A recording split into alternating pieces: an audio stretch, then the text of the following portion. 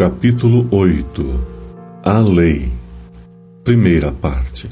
Tratar do plano da redenção requer estudo aprofundado em temas bastante amplos, os quais, por trazerem um grau elevado de possibilidades para diversas interpretações, acabam por gerar divergências doutrinárias e dogmáticas, crenças que se opõem de maneira branda ou mais severa e até mesmo conflitos mais intensos entre os diversos segmentos cristãos e não cristãos.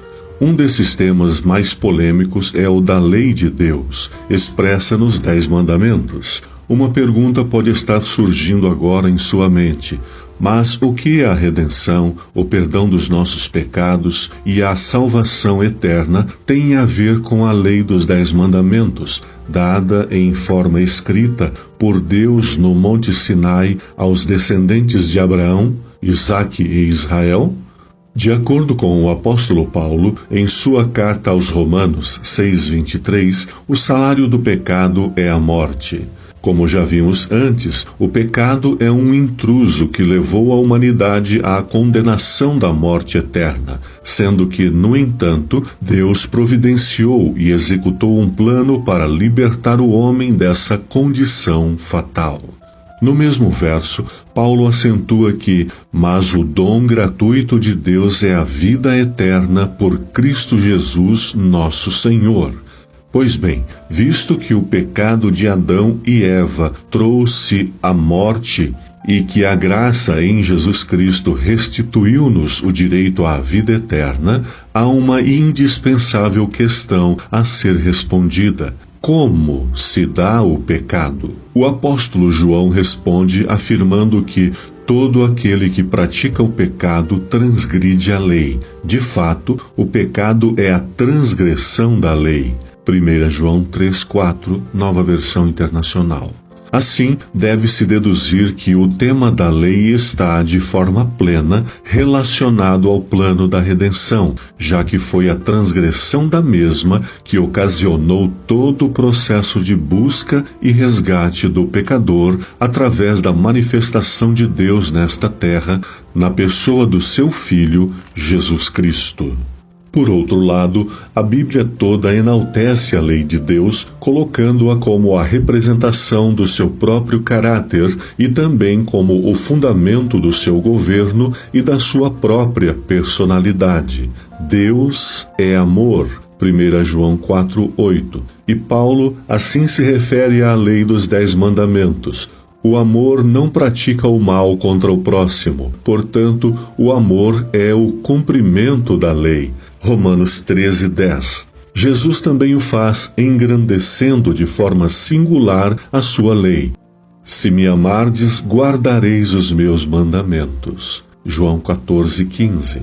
E mais, ele mesmo se refere novamente aos mandamentos, afirmando que os observa. Se vocês obedecerem aos meus mandamentos, permanecerão no meu amor, assim como eu tenho obedecido aos mandamentos de meu Pai e em seu amor permaneço. João 15:10. Assim, prezado leitor, façamos agora um estudo aprofundado no tema da lei de Deus, a qual foi quebrada não só por Lúcifer em sua rebelião inicial, mas também pelos seres humanos, até aos dias atuais, sendo que essa situação só estará resolvida de modo definitivo quando da vinda do Senhor em glória.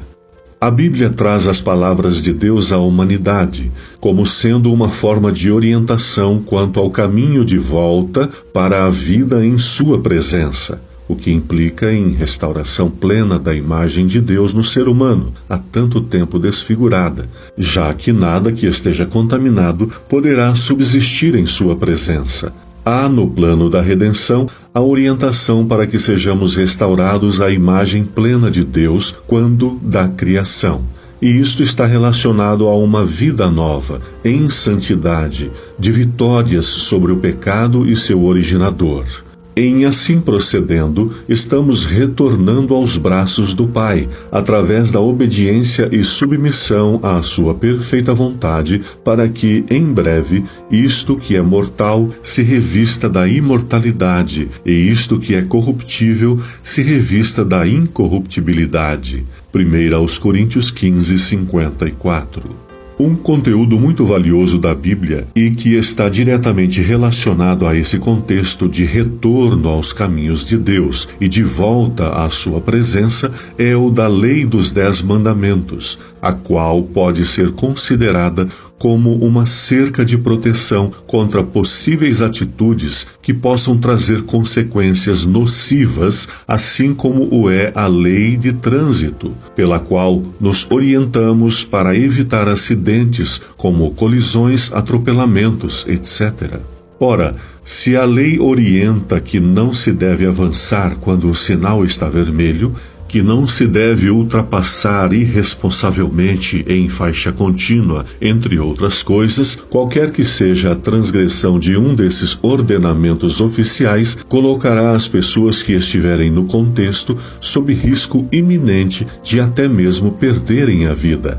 Por esta ótica, é possível deduzir que a lei de Deus tem como principal objetivo indicar o erro, o pecado, ou seja, protegendo-nos de situações críticas, e não necessariamente limpar esse pecado de nós. Mas há ainda outras finalidades, as quais veremos a seguir. Por isso, nenhuma carne será justificada diante de Deus pelas obras da lei, porque pela lei vem o conhecimento do pecado. Romanos 3:20. Mas, mesmo diante de tudo isto, alguém pode estar se perguntando: o que a lei tem a ver com o meu salvo-conduto para a salvação? É simples, a salvação é Cristo. Logo, eu preciso estar com Ele e também nele. Como fazer isto? Andando nos seus caminhos, os quais são indicados por sua santa lei. De maneira que a lei nos serviu de aio para nos conduzir a Cristo, para que pela fé fôssemos justificados. Gálatas 3:24. O aio era um servidor de famílias abastadas que conduzia as crianças para a educação, era um protetor, alguém que deveria fazer com que os filhos tivessem garantidas suas condições de elevado saber e segurança. Assim, a comparação feita por Paulo é perfeita, pois a lei, aqui comparada ao aio, é aquele componente que nos leva a Cristo, a própria fonte da sabedoria e da vida eternas. Essa é a maior de todas as utilidades da lei de Deus, levar-nos até Ele em segurança, sob proteção para não cometer erros que venham trazer desordens, sofrimentos e perdição. E assim, claro, além de levar-nos até Ele, manter-nos bem junto a Ele. Salmo 19, 7 e 8 nos diz: a lei do Senhor é perfeita e refrigera a alma. O testemunho do Senhor é fiel e dá sabedoria aos simples. Os preceitos do Senhor são retos e alegram o coração. O mandamento do Senhor é puro e ilumina os olhos.